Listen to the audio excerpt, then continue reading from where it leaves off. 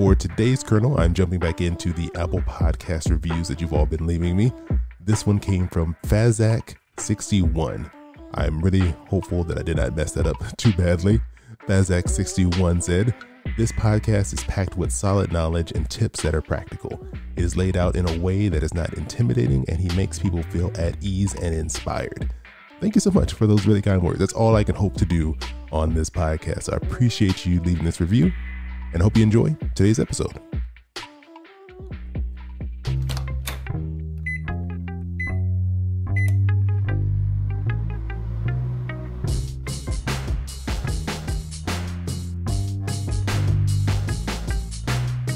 Hey, this is Chris. Hope you're doing well, and welcome to Popcorn Finance, the show where we discuss finance and about the time it takes to make a bag of popcorn. Back in episode 227, we picked up with part 2 of the student loan Q&A series. So I thought it was time to bring you all part 3. There's a lot going on with student loans right now. And as I mentioned back in part 2, qualifying student loan payments had been paused through September 30th, 2021. Currently, there's a debate brewing over how much, if any, student loan forgiveness should be given. I'm still learning a lot about the proposals that are out there, but in short, I'm for it.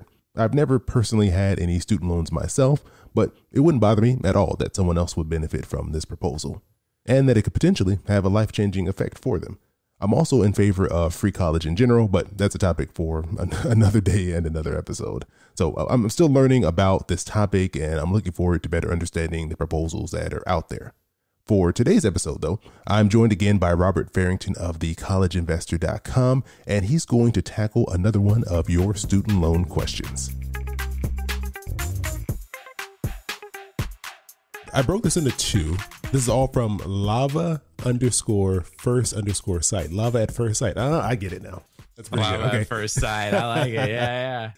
They wrote, "I've heard from several financial advice sources, books and articles, etc., that it's best to pay off all of your other debt before student loans. Is that true?" And then they added in here that they don't have a mortgage, but they do have a couple of car loans and a bit of credit card debt.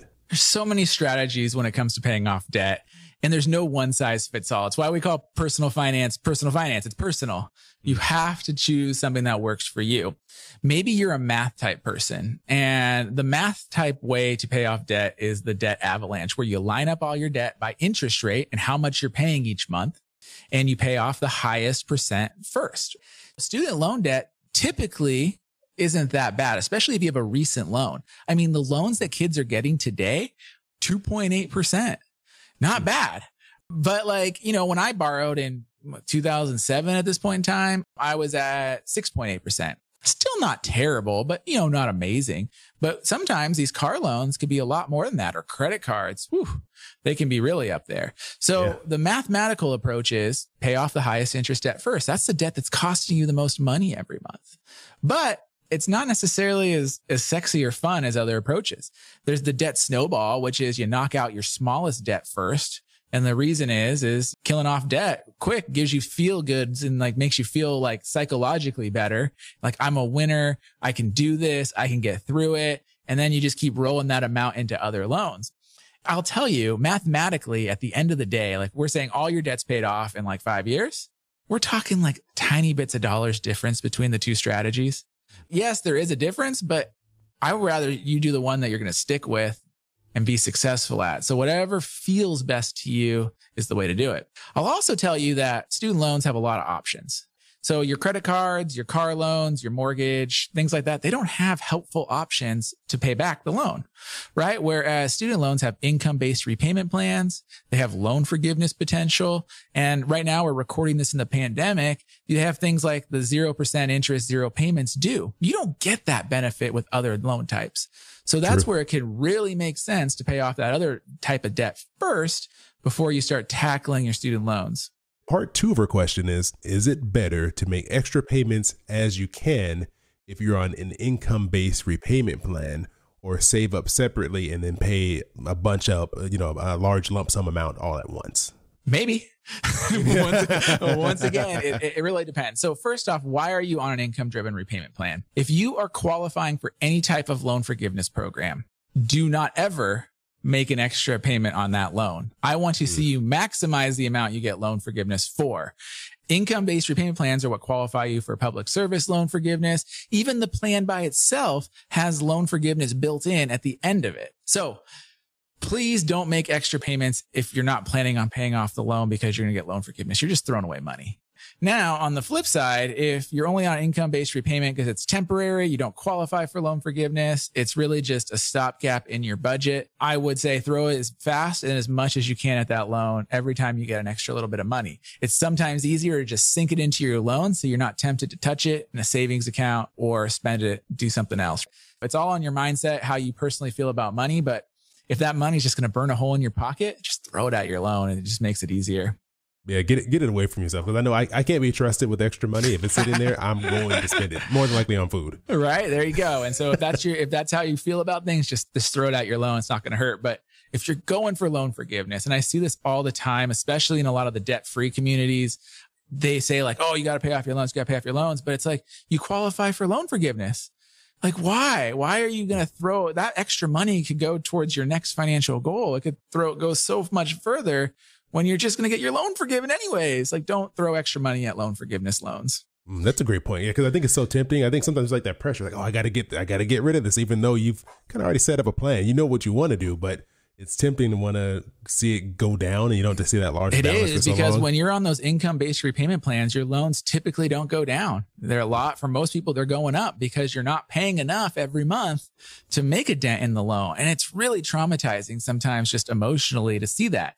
You feel like, oh, I'm making these payments, and then you get your statement and like the loan balance didn't do anything, and you just get frustrated. And so it's really hard to stay with it, especially year after year. But realize you have that goal, and the goal is there, and you just got to keep making progress towards it every single month. Yeah, exactly.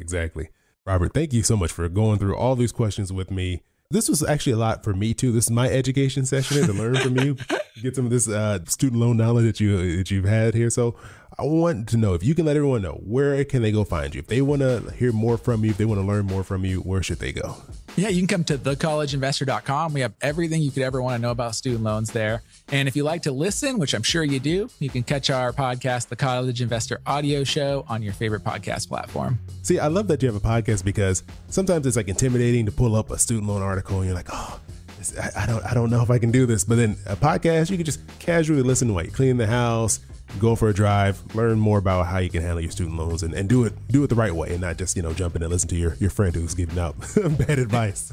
Exactly. Just listen to it. All our podcast is our best content in audio format and fun to listen to, usually short format pieces. So if you got 6 to 10 minutes and you want to learn about student loans, you can pop in an episode really quick.